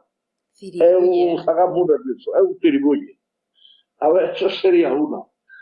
Y otra palabra es ir a la dula. A la dula, con Ir D. a la dula. Ir a la dula. Ir a la dula es ir pues a su manera. Sin hacer caso a nadie, tú. Sí, tú tira adelante, tú a la dula, tú a tu manera, ¿sabes? Eso sería ir a la dula. Es que como tú siempre vas a la dula, Sí. Es a tu aire, ¿no? Sería, ¿no? La traducción sería a tu aire. ¿Y la otra cuál era? Ah, sí, espera, calla. Es que iba a decir una y luego la he cambiado a última hora. Sería no perder el ripio. El ripio. Sería. Sí, no perder el ripio. Eso sería, tú no pierdes ripio. O perder o no perder ripio. Y ahora ya perdió el ripio. Perder ripio es perder la oportunidad, la ocasión de hacer algo o de coger algo. Claro, dice, ya tú no pierdes ripio, tú no pierdas la forma de coger o de agarrar cualquier cosa, perder ripio. Y esas serían las 3 palabras de esta semana. Va, muy interesantes. Pues yo no las conocía, ¿eh? Ninguna de las 3. Claro, hay muchas que no. Sí, bueno, ya lo sé, hay muchas que no conozco. Ya te digo, luego, como lo he comentado muchas veces, que luego estas palabras, estas exactamente no las he buscado, porque las suelo buscar e informarme de a ver, y muchas pensamos que son palabras mal dichas o que expresiones de aquí, y no, son palabras que han estado o están en el diccionario, ¿sabes? Sí, Lo que sí. pasa es que son palabras que van desapareciendo. Y mucho gente joven de ahora que esas palabras pues ya no las usa. Por ejemplo, perder ripio o ir a la dula, ya gente joven no la emplea. Ir a la dula me encanta esa palabra como suena, dula. Ir a la dula, tú a la dula, como tú si pruebas la dula vas a su aire, claro. Sí. Y bueno, y eso sería. Y respecto a la historia, pues como digo, es un poco picante. Bueno, era en la época que ocurrió la historia, pues sí, hablamos sobre el año 70, 69, 70. Yo tenía, pues tendría yo ahí 8 o 9 años. Y bueno, una tarde, un verano, no sé qué coño, hacía yo encima de un armario de mi casa. ¿Encima de un armario? No sé lo que buscaba. Sí, encima de un armario de ropa, del dormitorio de mis padres, había una ventana, se ve que yo andaba buscando algo, no recuerdo lo que era. Y tocando, buscando, me encontré unas fotografías. Cojo las fotografías, estoy hablando del año 70. Sí. Y eran fotografías de mujeres con muy o ninguna ropa. Claro, yo vi aquello y dije, ¡hola! Yo, ¿qué me quedaba? ¿Sabes? Entonces, las fotografías no son como ahora. Cuando tú ves la fotografía de las mujeres de estas y bueno, y van para acercar, no, aquellas eran rechonchonas, ¿sabes? Sí. Bien cansadas de todo, en posiciones así un poco provocativas, iban sin depilar. Sí. Que aquello parecía un cojín, un cojín de pelo, ¿sabes? Si todo iba sin depilar, con su sobaquera, con todo su avión, bueno, y hostia, pues yo que yo era dinamita, me la escondo y salí para afuera, me junté con mi amigo el Nono, hostia, el Nono pues también, pero nosotros sabíamos que aquello era dinamita.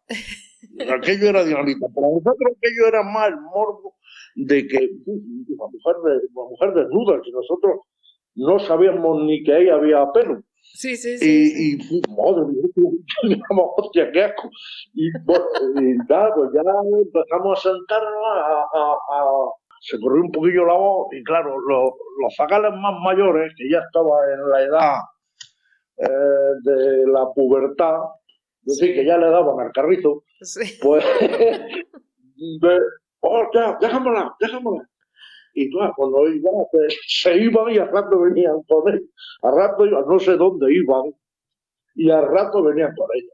Ay. Me acuerdo que me duró, no sé si fueron 2, 3 días con las fotos escondidas, aquello era, vamos.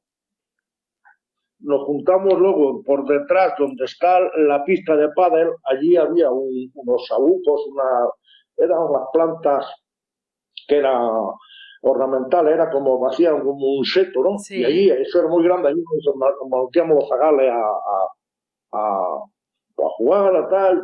Era lo más grande con las fotos, pues algunos cogían las fotos y tal, y en eso que pasa un tío mío, mi tío Jesús, pasó por allí y yo salía de allí y me pregunta, ¿qué haces ahí? Y dice, no, digo, que estamos aquí, los estamos haciendo las pajas. ¡Buah! Se lió me procede un brocero de zagales allí todos corriendo. Y claro, mi tío le dio risa. Pues nada, me acuerdo ya hasta que al final se las dejé a aquellas fotos, se las dejé a uno. Sí. Y aquel sí las vio, las devolvió y no se fue con ellas, que era lo que solían hacer. Y a mí me extrañó. Y al rato llega su hermano y me dice, vete, dice que mi hermano le ha dicho a mi madre que tiene la foto. Claro, y esta mujer le seguía, fue a mi casa. Claro. Digo, oh, madre mía, yo ya sabía la que se me venía encima. Hostia, ¿qué hago yo ahora? Pues cogí las fotos y las rompí. Ay, Dios. Las rompí y las tiré por lo que es el cine teatro, yo vivía en aquella zona. Las tiré a rato, a los 5 o 10 minutos, José Miguel, la voz de mi madre, José Miguel, yo lo veía aquí y digo, y fui así, pero siempre dice, pasa para adentro. Así, pero mi madre, tú estás así, las leonas, cuando fijan la mirada en una presa, Sí. así me miraba mi madre, pasa para adentro. No decir ni dónde está ni nada, sino pasa para adentro. A mí se me aflojaron todos los muelles, entro para adentro, yo así buscando a ver dónde me podía subir o me podía esconder, porque yo no sabía la que se veía. Ya oigo el gatillazo que pega mi madre para quitándose el alpargate. A ver, y entro y nada, y siento, nada, no la vi venir. ¡Fua! Una alpargatazo así a torcopote, luego ya con la mano papa y dice mi madre, ¿dónde están las fotos? Yo no tengo fotos. ¡Ah! Y la foto. y al final tuve que decirlo, tío, ya, si aquello es una tortura, mi madre, yo me voy a la he roto, dice mi madre, tira y tete trae las fotos aquí ahora mismo, los pedazos, lo que haya, las trae aquí. Pues allí ya yo ya veo, llorando, ya veo, con los mocos que me llevan al pescuezo, y pues nada, busqué todos los trozos de la foto, y nada, y mi madre se entretuvo Sí. en montarla, en ponerla encima de la mesa. No me digas. Y allí las tuve hasta que, no, espérate, estaba dando, se metió mi abuela Manuela, Sí. pobrecilla, se metió por medio, y yo me parece que gracias a ella no pillé más, y yo me parece que ella se llevó algún moquetazo. Mi abuela tuvo que pillar algo, porque allí fueron muchas, muy fuertes y muy seguidas, ¿sabes? Y menos mal, ya digo, que mi abuela tuvo que pillar también. Pues nada, yo le traje la foto así con los resuellos. Los resuellos se quedaron para adentro. Montó mi madre todas las fotos encima de la mesa, la fotografía. Se entretuvo, ya sabía ver la pierna que era de cada una. Cada uno dice, no, esta teta es más grande que la otra, esta como va aquí. ¿Sabes? Y ella la emparejó. Y la puso y esperó allí a que viniera mi padre. Ay, ay, ay, ay, ay. Claro, y vino mi padre. Y yo no me he oído decir a mi padre, me cago en la madre que parió el Sara. Claro, mi madre con un morro, tuvo un morro y mi padre me miraba. Pero me acuerdo que le decía, le dijo mi madre al padre, dice, no se te vaya a ocurrir pegar la saga, dijo mi madre. Dice, que ya le he dado yo. Pero, y nada, bueno, allí estuvo de morro, mi madre estuvo varios días que no se hablaba con mi padre, y yo allí entre medias, ya ves, yo siempre guardando los aires callado, me tiré una semana que no abría la boca, y Madre portándome mía. bien para vigilar, ¿sí? Y bueno, al final las fotos desaparecieron, evidentemente se fueron a la basura. Y bueno, y esa es la historia de esta semana, que como ya ves, casi todas acaban en palo, ¿eh? Pero sí, sí, sí. Y Acababa montaste un cisma entre tus padres, madre mía. Sí, sí, sí, yo, no, estoy hablando que en esa época la censura estaba y ya sabes que entonces venía, no sé si tú conocerías, cuando ponían la televisión, ponían los rombos, que había de Sí, sí, sí, uno, de sí, dos, sí. El uno y sí, y el dos, los rombos y eran rojos, allí en mi ¿verdad? casa, en cuanto había dos rombos, a la cama. Sí, sí. Y que, Y bueno, uno, y que los dos rombos tampoco eran. eh, que se besaban o que estaban claro, acostados sí, en sí. la misma cama dándose besos y ya está, pero no se veía nada. Sí, pero los dos rombos, eso, cuando había dos rombos, a la mierda, a acostarse. Sí, sí, Sí, sí, sí. sí. Y entonces, y luego mi madre que era de misa de 10 ¿sabes? Claro, pero Y, imagínate, ¿sabes? claro, en esa Era hermana de época. toda, Ay. era hermana de todos los santos de aquí y ya te digo. Y bueno, aquello fue, callado, que no se enterara nadie y todo, pero sí, pues aquello aquella fue gorda, Ay, ay, aquella ay, fue madre gorda. mía. ¿Quién te mandaría a ti subir No, a un yo, armario? es que no recuerdo qué es lo que andaba yo buscando allí. No sé, pero metí la mano por encima, saqué aquello y dije, oye, no, y cuando yo vi aquello, y dije, "Joder, tío, yo no sé que las mujeres tenían tantas cosas, ¿no? ¿Sabes? Y ya te digo, Ay, y Dios aquello mío. fue tremendo. Madre Muchas mía. veces me oigo nosotros lo recordamos, ¿sabes? Pero bueno, o sea, eran mujeres, una mujer desnuda y punto, que no Sí, era sí, claro. sí, sí. Pero Era la claro, de época. chavalín, en esa época que tampoco es que estuviesen las mujeres desnudas a la orden del día, que no se veían. No, no, que va. Unas veces yo recuerdo que la gente que se iba, empezaba a irse a Francia, de Francia sí traían ya allí en Francia estaba siempre, nos llevábamos 30 años adelante. Sí, Y sí. solían traer fotografías y revistas de allí de Francia, Bueno, traían, y la sí. gente se iba a ver películas allí también, a Francia. Pues, Pasaba los Pirineos disfrutaba y... Sí, exactamente. sí, sí, sí. Claro, cuando aquí el destape andaba, y eso no era, yo te digo, Claro, cuando luego, ya no. claro, cuando llegó el destape fue El destape fue demasiado excesivo porque había habido tanta censura en ese sentido que de repente... Exactamente, explotó, el destape aquello explotó. Y ya te digo, y aquí pues lo que me hacía gracia era eso. Mi madre decía, porque me venían a buscarme a mi casa zagales más grandes que no, y decía mi madre, dice, ¿y tú qué haces juntándote con ese? Claro, le No, parecería nada, raro. sé que era eso, yo ya estaba era proxeneta fotográfico. Ay, Dios mío. Madre mía, yo no sé si vas a poder superar esta historia la semana que viene, pero bueno, tú vete apuntándote en la siguiente historia. ¿Vais a ir a la olla de trigo con hinojos? Pues, sí, me imagino que sí. No sé. Sí, imagino que sí. Pues igual nos vemos por mira, ahí. dice mi mujer que no. Me acaba de decir mi mujer que no. Que vamos, que tenemos otro evento. Ah, Hoy vale, iremos pues, a la fiesta. pues que disfrutéis muchísimo de ese evento y nosotros hablamos la semana que viene con 3 palabritas más y otra historia. Pues, A ver qué nos traes. bueno, Venga, venga. un Venga, abrazo, hasta la José semana que Miguel. viene. Adiós. Our hearts beat to the city streets. We began to feel the fire. We rise like tall buildings as the chemicals they take us higher. The night's young and it's just begun as she puts her hand in mine. We wanna chase the night, wanna dance to the light, pull the stars from the sky, just 2 hearts running wild. Never sleep, never stop, as we shout from the top. We're gonna be 2 hearts running wild.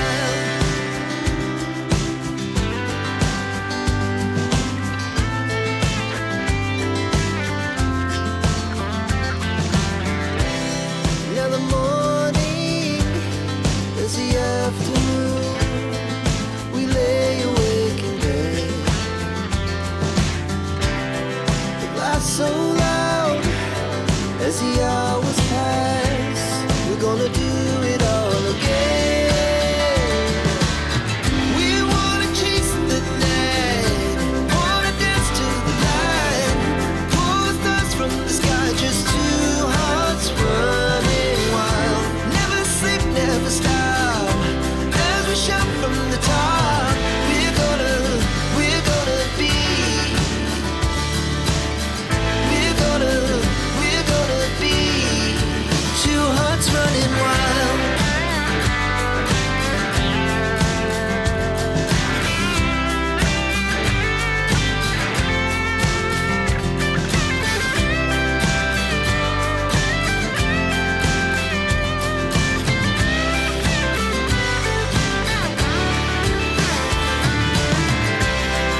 The moonlight, summer sky, it was the best we ever had. And we'll stay young forever. We'll never have regrets. We wanna chase the night, wanna dance to the light, pull the stars from the sky, just 2 hearts running wild. Never sleep, never stop, as we shout from the top. We're gonna be 2 hearts running wild. We're gonna be. We're gonna be 2 hearts running wild.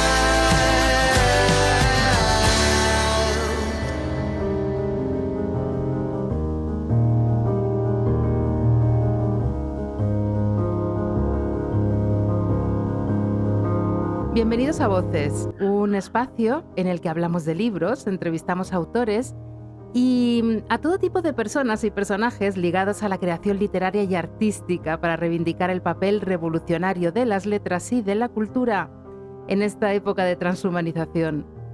Los libros salvan vidas y hoy son más necesarios que nunca, de modo que nuestra misión es recordarlo. Hoy precisamente vamos a recordar, a recuperar la memoria de los hechos históricos sobre los que se ha construido nuestro presente, reflexionar sobre el mal y el dolor y sobre el camino que deseamos seguir tras el horror y la devastación para reconstruirnos y en la reconstrucción elegir como máxima sobrevivir. Sobre la memoria y la supervivencia nos va a invitar a reflexionar nuestro invitado de hoy con su nueva novela. Nuestro invitado es Antonio Soler y el cuento que nos va a contar y que nos va a servir de hoja de ruta es El Día del Lobo, publicado con la editorial Espasa. Una historia que emana de su abuela materna y que llega al lector vestida de sangre y leche, de barro y frío, de una carretera de cadáveres y niños extraviados. Una carretera tatuada en el recuerdo de los que sobrevivieron a una de las grandes masacres de la Guerra Civil Española. La crudeza de la historia del mal que intenta buscar un hueco por el que penetrar continuamente, de generación en generación, es denunciada por Antonio a través del lirismo que habita en la buena literatura, esa que habla al alma, que se va instalando en el esternón del lector y de ahí se extiende por todo su cuerpo, hasta que se funde con su memoria en un proceso que difumina las fronteras entre la ficción y la realidad. Y como en todos los cuentos, hallamos la simbología construida sobre arquetipos que extiende el poder semántico de la palabra escrita y que en El Día del Lobo nos habla de ese lobo que acecha, del viento que aúlla, de una carretera que lo embarga todo y donde todo pasa. Y como en los cuentos, hallamos también los grandes temas universales de los que no sabemos escapar aún a día de hoy, como la oscuridad de la humanidad, la justificación del horror y el dolor que se convierte en eco y que como una onda expansiva va a determinar la vida de los que todavía no han nacido. Y por supuesto, en El Día del Lobo también hay un hueco para la esperanza, para la resiliencia y para el seguir viviendo a pesar de las marcas que se llevan a las espaldas. Bienvenido a nuestro pequeño jardín literario, Antonio. Es un verdadero honor tenerle con nosotros. Muchas gracias, encantado. Antonio, la pregunta obligada para todas las personas que llegan por primera vez a este territorio de las letras es ¿cómo llega la literatura a su vida? Bueno, llega a través de la lectura, inevitablemente. Pues desde niño recuerdo muy bien cómo se produjo el asunto, quizá por un poco casi por accidente. Un cumpleaños, que era el de mi 11 cumpleaños, le había pedido a mi madre que me comprara unos libros de aquellos de Tintín y mi madre cuando fue a comprarlo vio que aquello tenía poca letra y me compraron libros de Salgari. A partir de ahí, creo que muy pocos días en mi vida habré dejado de leer. Y claro, lo que primero comenzó como una evasión de un niño con un mundo pues pequeño, cerrado, se abrió hacia ese mundo exótico, maravilloso de los libros de Salgari. Y poco a poco la literatura, en vez de una evasión, se fue convirtiendo justo en todo lo contrario, en una inmersión, que yo creo que es el valor fundamental de la literatura, que nos ofrece otros mundos y al mismo tiempo nos hace mirarnos hacia nosotros mismos, conocernos más y por tanto conocer más a quienes nos rodean. Uh-huh. Es usted miembro de la Orden de Caballeros de Finnegans, una orden que venera la obra de Ulises Sí. de James Joyce. ¿Por qué venerar la reinterpretación del Ulises de Homero?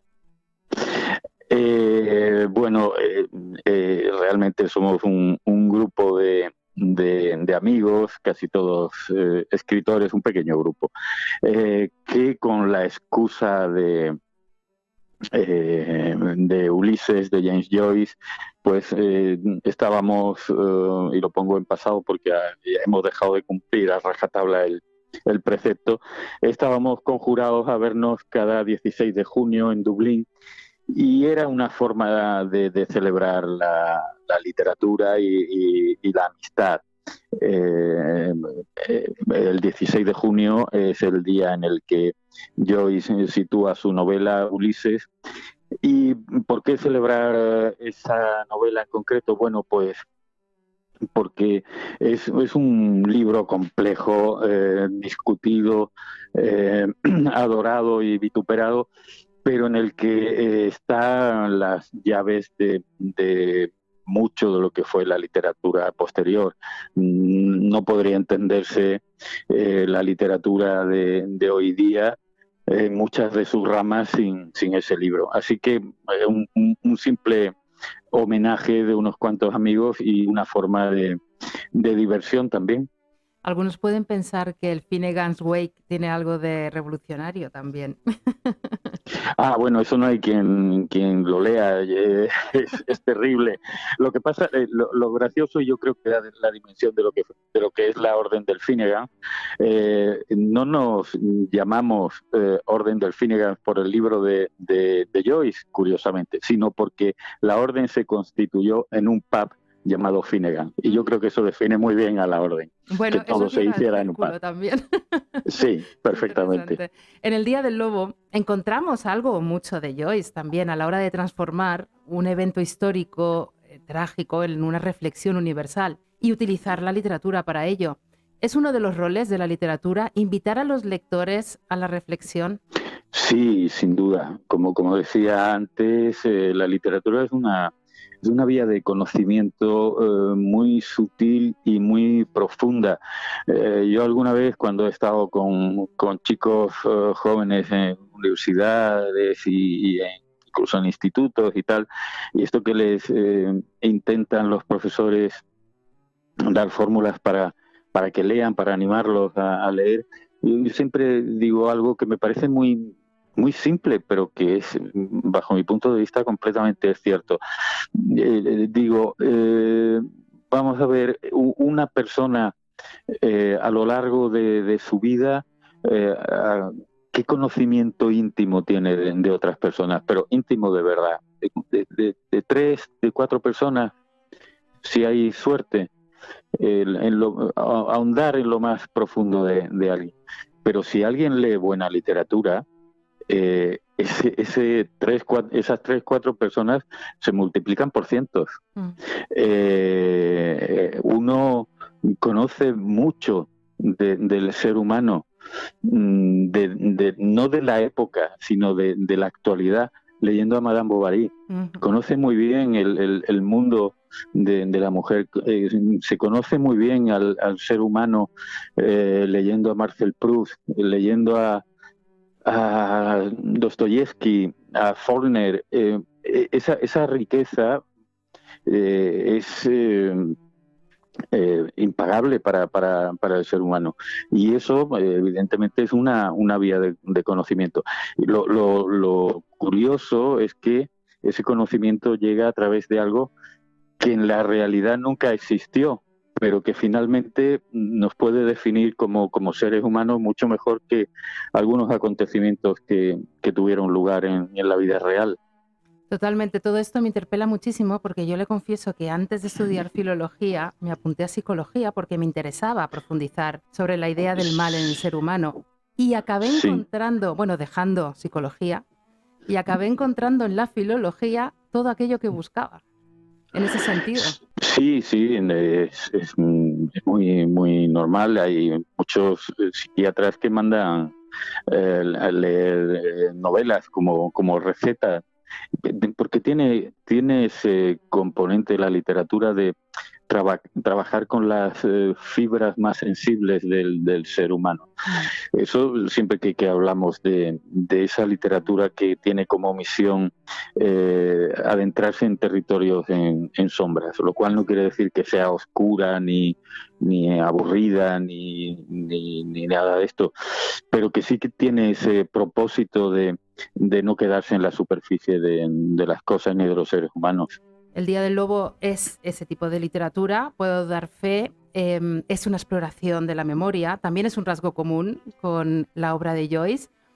Como autor, usted se convierte en una suerte de Joyce, explorando los recuerdos y pensamientos de su familia, de la misma manera que Joyce explora los de los personajes de sus obras. Esto también es muy unamuniano, en cierto sentido. ¿Qué ha supuesto para usted adentrarse en un mal cercano, por haberlo vivido de su familia y haber sido transmitido a través de su familia? ¿Le ha pasado algún tipo de factura? Pues seguramente sí. Es muy difícil de precisar de qué modo a uno le llegan los miedos, las ansiedades y las esperanzas de sus padres, pero cuando mi madre con 18 años, embarazada, recién casada, se ve involucrada en un episodio tan terrible como el que fue el éxodo de la carretera de Málaga a Almería en 1937, pues yo supongo que su concepción de lo que es el ser humano se tambaleó, varió, y de modo indirecto seguramente esa concepción del ser humano en parte me fue transmitida, con lo cual esa correa de transmisión es muy difícil de calibrar, pero seguro que este tipo de cosas no suceden ni desaparecen de modo gratuito en absoluto. Yo en el inicio del libro digo que bueno, mi familia estuvo en esa carretera pues no sé, 8 o 10 días y luego la dejaron, pero la sensación que yo tengo es que la carretera nunca salió de dentro de alguno de ellos. Esos episodios marcan toda su vida y sus hijos, pues en cierto modo somos herederos de algunos de esos matices. ¿Por qué cree que el público en general está más familiarizado o ha oído más hablar del bombardeo de Guernica o lo que ocurrió en Durango que de la desbanda, que es como se conoce este éxodo por esa carretera que llevaba de Málaga a Almería? Bueno, yo creo que hay un motivo que es la vergüenza y una cierta deshonra de la República, porque en Guernica, evidentemente, el gobierno republicano con el PNV y no digamos luego ya con el aval de Picasso, pues reivindica lo que allí ocurrió, quiero decir, que lo denuncia. Mientras que en Málaga hay un territorio de sombra por parte de la República, porque a la población civil se le está diciendo en vísperas de que la ciudad sea invadida por el ejército sublevado que va a ser defendida, que no cunda el pánico, que se está preparando todo para una defensa ordenada, y eso era mentira. Ya desde el gobierno se había decidido que Málaga iba a ser abandonada, y ya en el último momento, cuando corren los rumores y se sabe que en el gobierno civil se están quemando ya archivos, es decir, que se está preparando la huida de los mandos militares y de las autoridades civiles, es cuando la población se da cuenta de que ha sido engañada por parte de la República, y que el ejército de Queipo de Llano, con todas sus amenazas que transmitía además desde Radio Sevilla, que son terribles, pues no le queda otra que emprender una huida completamente desordenada y de última hora, y eso se convierte en un verdadero drama, porque la única vía que tiene la población civil de salida es una pequeña carretera que va hacia Almería, muy paralela a la costa, y allí pues se encuentran con que hay varios buques de guerra bombardeándolos, y además de la aviación italiana primero y luego la alemana, que los ametrallan desde el aire. Pero ya digo, al tener la República un papel muy poco honorable en este episodio, pues tampoco alardeó mucho de lo que había ocurrido. Hablábamos o nos comentaba al principio de la entrevista que esa literatura que profundiza en el alma humana o en los horrores o en el lado oscuro de las pasiones humanas o de la justificación del mal no tiene por qué ser oscura tampoco, y hay esperanza, evidentemente, y el sobrevivir es la lección, digamos, que podemos extraer de su novela. Y leo: sobrevivieron rabiosamente, digo porque pusieron un empeño denodado justamente en eso, en vivir sobre la impedimenta de un estigma, con la señal de los derrotados y los desposeídos marcada en sus espaldas. Porque a pesar de que vivieron en su país, fueron tratados como gente de otra tierra, intrusos. Nunca estuvieron invitados al convite nacional. Al fin y al cabo, la supervivencia es un impulso humano y sobre todo está representado en su novela por una mujer, Josefa Díaz Frías. ¿Cómo la definiría en una frase? Sin hacer eso que llaman ahora spoilers, sin desvelar absolutamente nada, pero ¿cómo hablaría de ella ahora? Vitalista. Yo creo que es una persona, podríamos decir, enamorada de la vida y dispuesta a no rendirse. Y algo importante que yo también heredé es que, a pesar de que, como ha dicho, mi familia pues es una familia de los derrotados de la guerra y tuvieron que vivir en un país que en principio les decían que no era el suyo, nunca supuraron rencor. No percibí nunca, sí percibí críticas, pero nunca percibí ese resentimiento envenenado. No supuraban la pus de la memoria, no.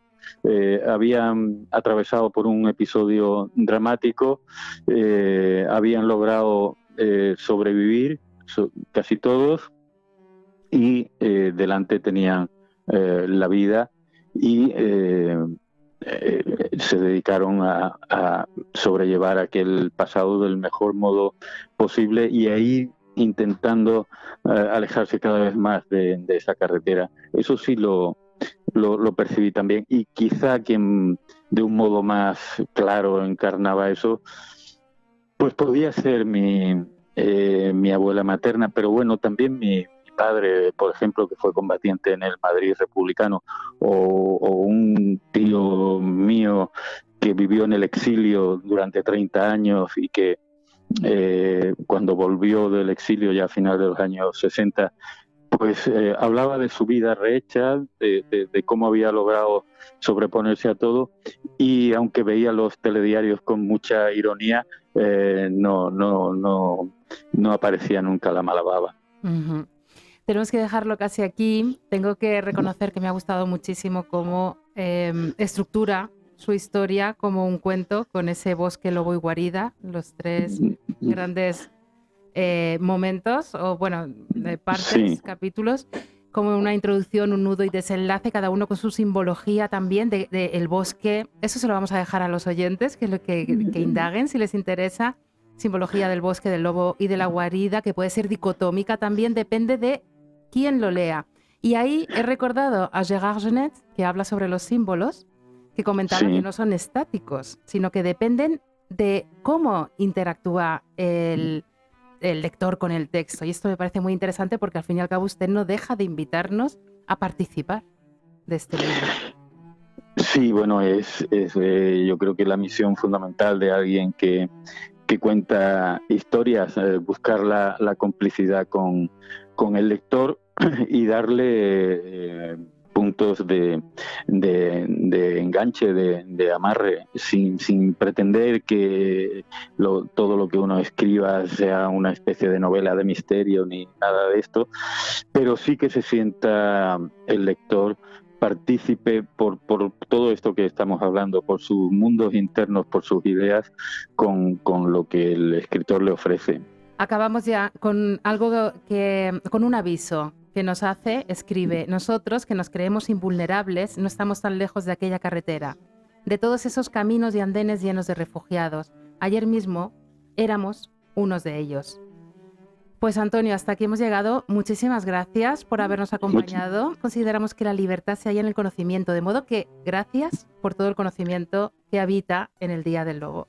Muchas gracias, Lorena. Pues hasta aquí hemos llegado con el contenido de hoy. Esperamos que os haya interesado. Ya sabéis que podéis participar, enviar vuestras sugerencias, decidnos a quién queréis que entrevistemos escribiendo a radiocastillejar@gmail.com o interviniendo en las redes sociales. Como sabéis, estamos presentes principalmente en Facebook e Instagram. También tenemos una cuenta en X por el momento. Los programas los tenéis disponibles en YouTube, Spotify, iVoox y otras plataformas de podcast.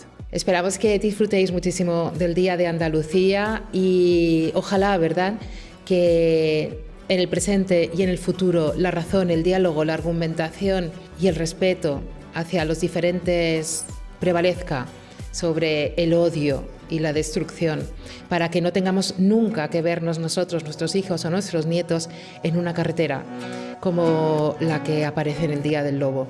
Un abrazo y muchísimas gracias por acompañarnos.